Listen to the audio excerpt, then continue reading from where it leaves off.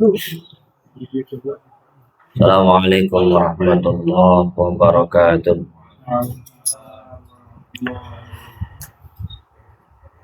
Hadratin Nabi Mustafa Muhammadin sallallahu alaihi wasallam wa ala alihi wa ashabihi wa auladihi wa azwajihi wa dzurriyyatihi wa ahli baitihi kiram.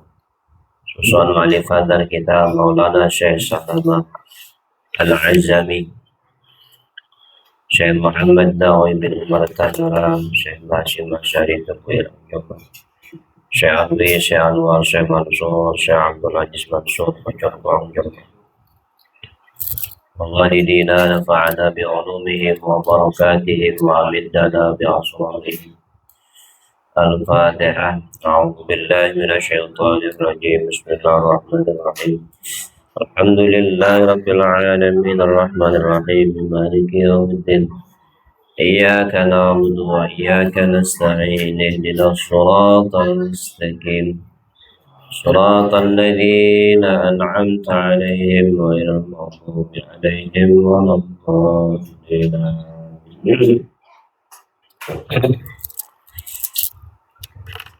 اللهم صل على محمد وعلى آله وسلم.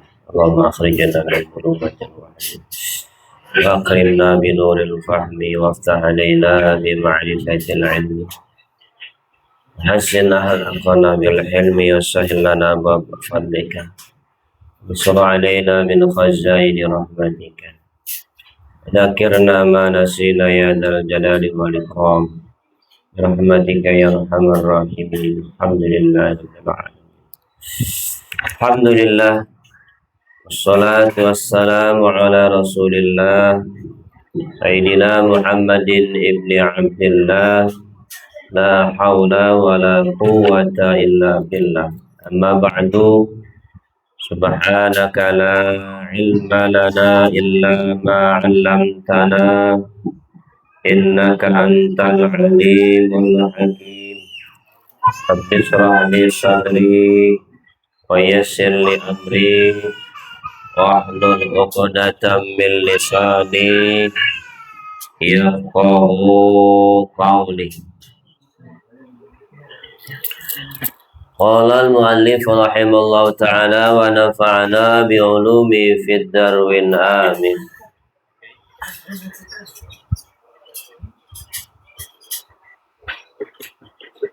Bismillahirrahmanirrahim. Wa ismuhu ilmu tasawufi. Nama ilmu ini namanya ilmu tasawuf. Makhudun minas sofai. Ilmu tasawuf itu diambil dari kata as-sofa. Was-sufiyu man sofa qalbuhu minal kadari wal mutala'i minal ibri minal ibari. Ilmu tasawuf itu diambil dari kata as-sofa, artinya bersih, bening. Sementara sufi itu orangnya bukan suka film. Sufi itu mansofa qalbuhu minal kadari, orang yang bersih hatinya dari kotoran-kotoran, namanya sufi. Kemudian dipenuhi hatinya dari bentuk ibrah-ibrah, pelajaran-pelajaran. Wastawa indahu az-zahabu wal madaru. Kalau jadi sufi, sudah pandangan dia emas dan batu kerikil sama aja, gak ada bedanya, karena pandangannya sudah dia bersihkan, tidak memandang secara lahiriah saja. Kalau kita masih beda, ya, atau emas mah bisa dijual, batu kerikil mah kagak.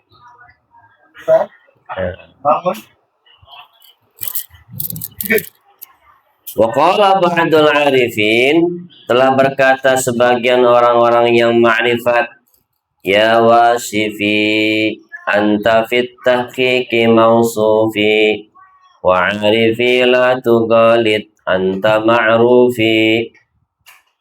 Innal fata man bi ahdihi fil azali yufi sofi fasufi lihada sumiyas sufi. Ya wasifi, hai orang yang menyifati bahwa aku orang sufi, orang mulia. Anta fit tahqiqi mausufi,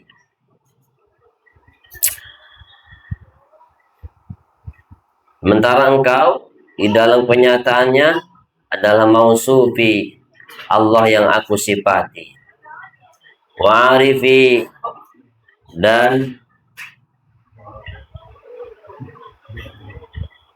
orang yang kenal kepadaku, la tugalit, jangan engkau menipu. Anta ma'rufi, engkau wahai Allah yang aku kenal.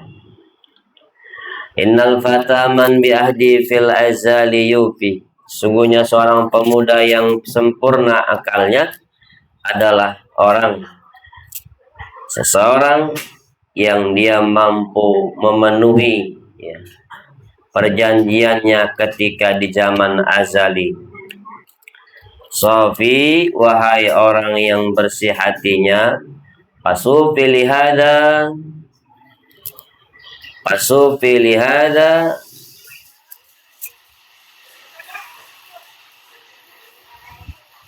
wahai yang bening hatinya, pasufi lihada, maka sufi ini, sufi ya sufi, dia namakan seorang yang ahli sufi.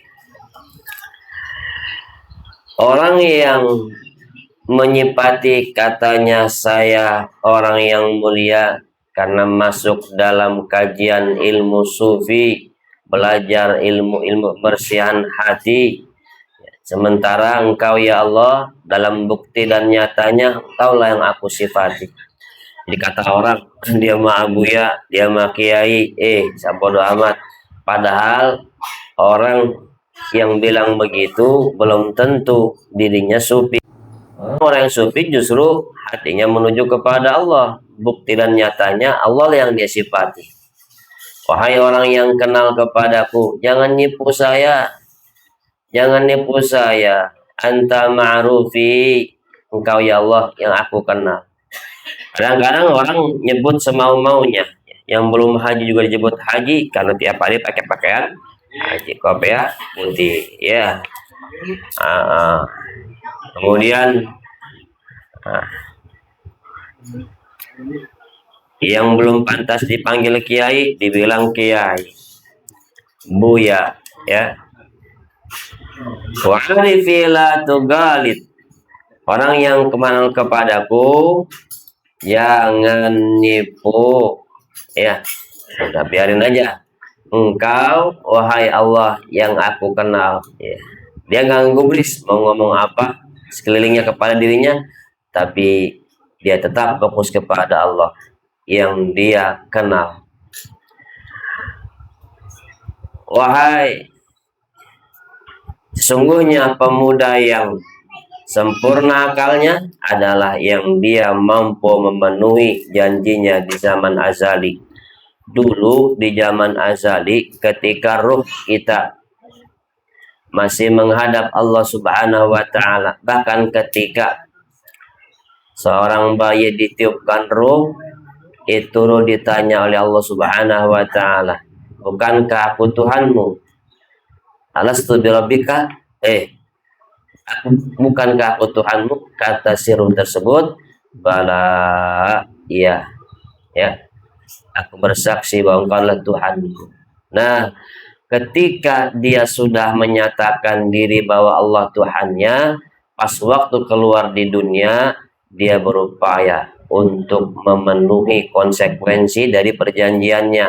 Jadilah dia orang-orang yang taat di hadapan Allah Subhanahu wa ta'ala. Baru namanya pemuda yang sempurna. Kan orang yang cakep mah kalau udah janji, penuhi janjinya. Betul. Iya, sofi pasufi lihada sumia sufi. Orang yang sufi, orang yang bersih hatinya. Pasufi lihada, Sofi inilah yang namakan ahli sufi. Selama ngaku-ngaku ahli sufi ngomong masih bohong kene mah, burahul namanya. Ya, ngaku-ngaku dibilang sufi, tapi pergaulan dengan manusia masih suka bohong. Wallahu a'lam bishawab. Wa usulut tasawuf fi khamsatun. Pokok-pokok tasawuf itu ada 5, saudaraku. Pertama, takwa Allah, takwa kepada Allah Subhanahu wa taala, ya. Takwa kepada Allah pengertiannya, ya, takut melaksanakan perintah Allah, menjauhi semua larangannya. Bukan takwa Allah itu takut sama yang tua. Takwa takut sama yang tua, bukan itu. Ya. Takwa Allah itu takut kepada Allah bisirri wal alaniyah. Kondisi dalam keadaan sendiri tetap dia takut kepada Allah Subhanahu wa taala. Wal alaniyah, dalam keadaan ramai pun dia takut kepada Allah Subhanahu wa taala. Kita mah, ya, ada sebagian orang yang tidak melakukan bentuk maksiat, kedurhakaan di depan orang banyak karena alasannya takut, bukan takut, dia malu itu mah. Tawan sama polisi, tawan sama orang, ya. Giliran sendiri dia maksiat, cuma berdua. Nah, kalau yang takwa itu dalam keadaan sendiri ramai dia takut kepada Allah Subhanahu wa taala. Wa tahqiqun wa tatahaqqaqu, dan menyatakan takwa tersebut bil wara wal istiqamah. Ada ciri orang yang takwa, diantaranya wara wal istiqamah. Wara itu kehati-hatian yang sangat tinggi dalam ucapan, perbuatan apa saja. Jangan sampai dia terjerumus kepada hal-hal yang maksiat atau durhaka atau yang haram. Namanya wara. Mau makan diteliti, ini makanan haram tidak. Dapat duit, ini hasil dari haram tidak. Mau ngomong kira-kira kalau saya ngomong ada yang tercakiti tidak. Takut akhirnya jadi dosa. Ini wara. Wara itu ya. Pakaian, makanan, bicara, sikap, jangan sampai membuat seorang terluka, tersakiti. Takut sekali. Hati-hati dia. Jadi pondasi pertama takwa kepada Allah. Yang kedua pondasi daripada tasawuf adalah wattiba'us sunnati. Ittiba'us sunnati, mengikuti sunnah bil aqwali wal af'ali. Atahaqqaqu bil hifdi wa husnul khuluq. Mengikuti sunnah ini, saudaraku, dalam hal ucapan dan perbuatan. Perbuatan kita, aktivitas kita, bagaimana memaksimalkan diri mengikuti gerak, tingkah laku junjungan kita Nabi besar Muhammad sallallahu alaihi wasallam. Beliau melakukan apa saja aktivitasnya ikutin. Dari mulai dia bangun tidur sampai siang, sampai tidur lagi, apa yang dilakukan oleh Nabi, ya, yang baik-baik lakukan, ya. Akwal demikian pula, ucapan-ucapan Nabi diikutin, ikut sunnah namanya. Kemudian jadi nyata itu ittiba sunnah bil hifdi, dengan cara menjaga hal-hal yang tidak baik, wa husnul khuluqi, dan bagusnya akhlak.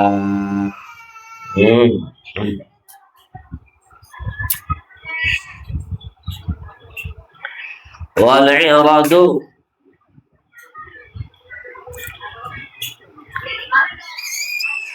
pondasi selanjutnya adalah al-i'radu, berpaling.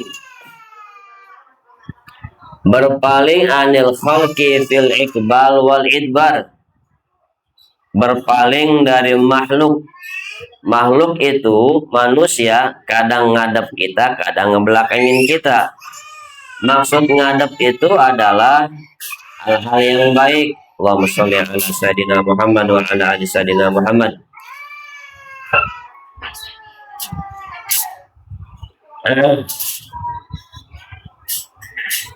Suka muji ya, ngasih duit, ngasih sesuatu, ya, itu iqbal, hal-hal yang positif. Seneng nggak?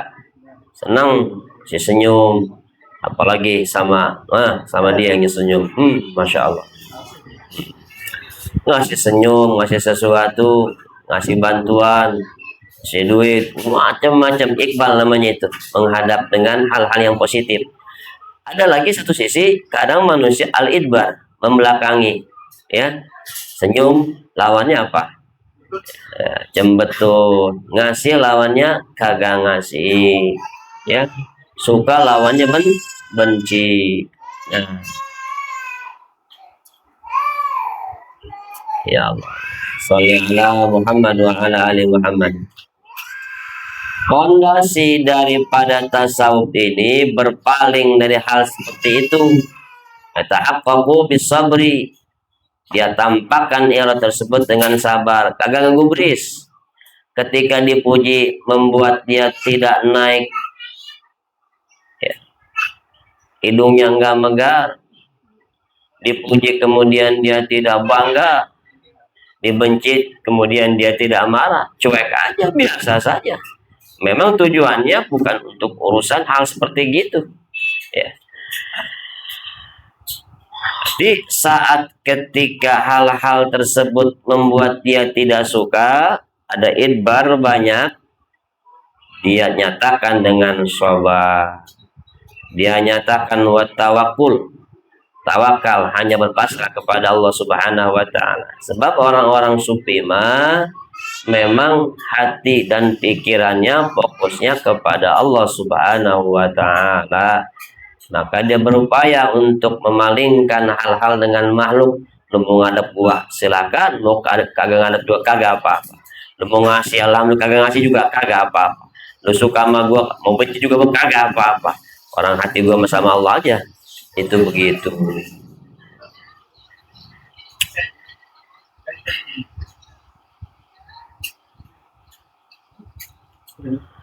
Ada lagi pondasinya. Pondasi daripada tasawuf adalah waridho. Waridho. Alhamdulillah. Waridho anillah, kepada Allah Subhanahu wa taala, terhadap Allah, bil qalil wal katsir, tahaqqaqu bil qanaati wat tafwid. Ini ridho bagian dari pondasi tasawuf. Ridho terhadap hal yang sedikit maupun yang banyak. Alhamdulillah hari ini dapat duit 5.000. Alhamdulillah hari ini dapat setiau 1 juta. Besok dapat 100.000. Besok lagi dapat 10.000.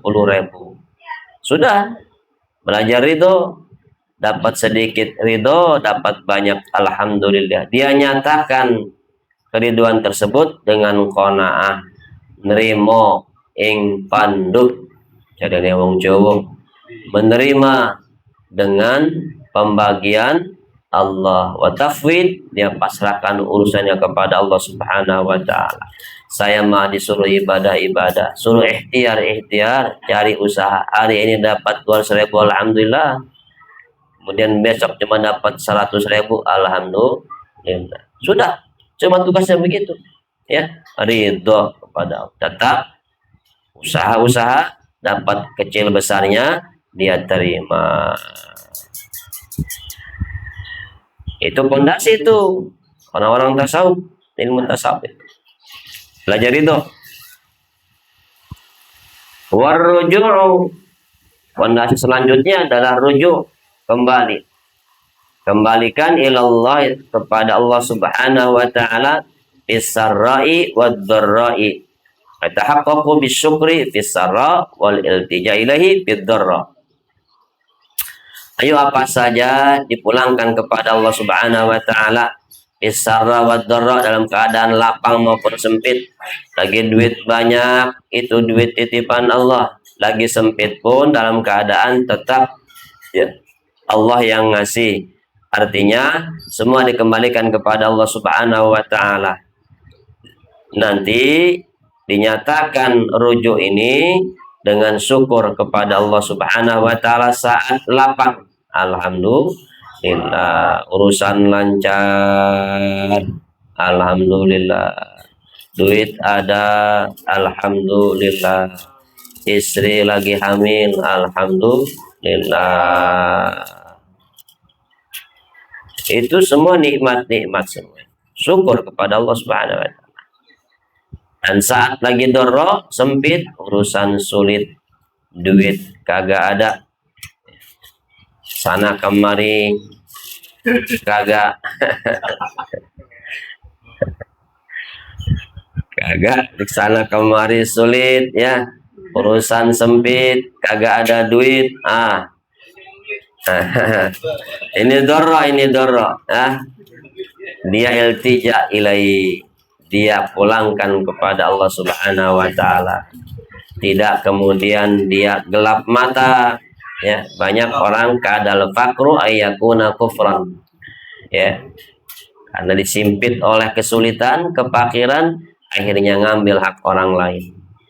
Karena dihimpit oleh kesulitan dan kefakiran, akhirnya ya dia berbuat, melakukan tindakan kriminal, mengambil, mencopet ya, garong dan lain-lain. Naudzubillah, tidak demikian ya. Lapang syukur, sempit dia sabar.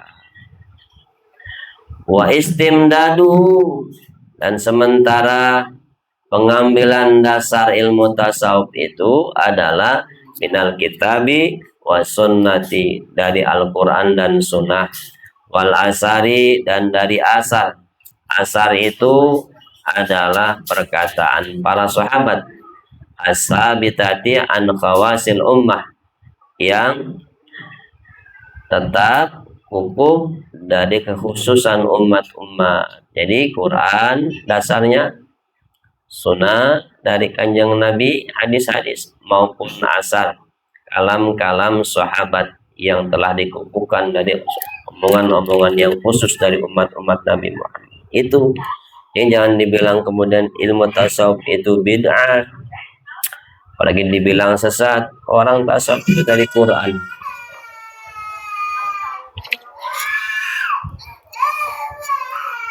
Alhamdulillah, Allahumma sholli ala Muhammad. Wa hukmun syari fihi, hukum syari di dalam mempelajari mutasawuf, al-wujubu al-aini, wajib ain Pak. Belajar ilmu tasawuf itu hukumnya wajib, bukan wajib kifayah.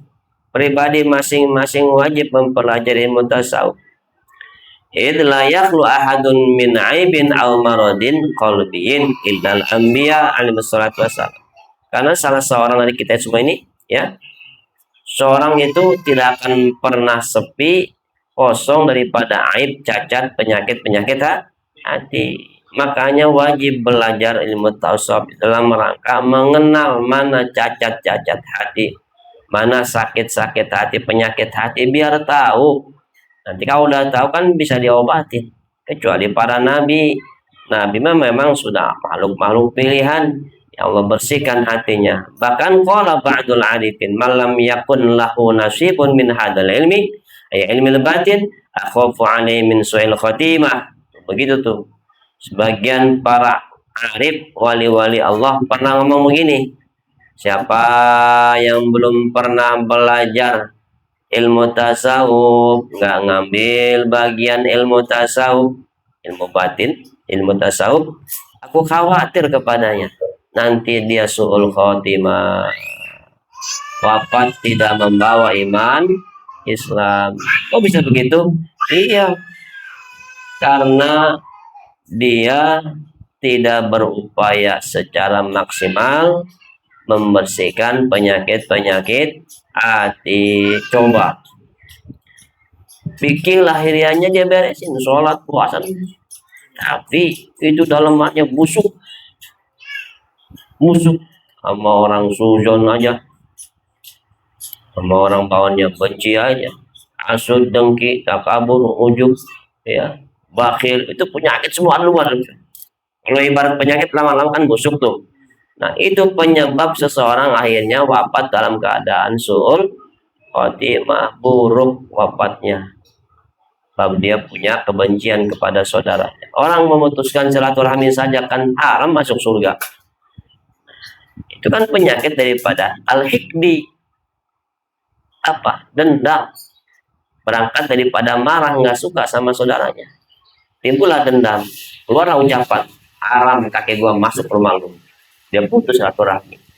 Padahal sudah dikatakan oleh Rasulullah, siapa yang memutus silaturahmi, haram dirinya masuk surga.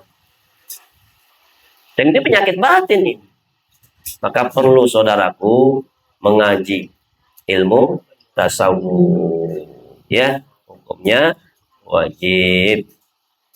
Wa dan nasibi minhu at-tasdiqu bihi wa taslimuhu li ahlihi, minimal saja. Kalaupun dia tidak belajar ilmu tasawuf, minimal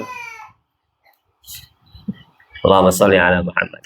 Minimal ya, bagian minimal dari ilmu tasawuf ya, dia belajar untuk tasdik, menerima keberadaan ilmu tasawuf dan taslim kepada pemilik-pemiliknya. Kalau ditanya, ente tahu nggak ilmu tasawuf? Tahu. Terus orangnya siapa? Itu sufi. Ente percaya? Itu minimal sudah dapat, lumayan itu. Minimal dia tidak membedakan, akan tidak mengharamkan. Ya, minimal dia menyatakan saya percaya, tasdik bahwa ada ilmu Allah namanya ilmu tasawuf, ilmu batin pembersihan jiwa, dan dia pasrah menerima pula kepada pemilik-pemilik ilmu tasawuf, abuya, kiai. Udah itu bagus tuh. Jangan sampai udah tasdik kagak, ngeharomin lagi. Naudzubillah wal iyadbillah. Wa masailuhu wallahu a'lam bissawab. Demikian kajian tentang ya beberapa bahasan pokok-pokok tasawuf. Insyaallah nanti akan kita lanjutkan kepada yang terakhir itu masalah-masalah. Insyaallah minggu depan. Wallahu a'lam bissawab.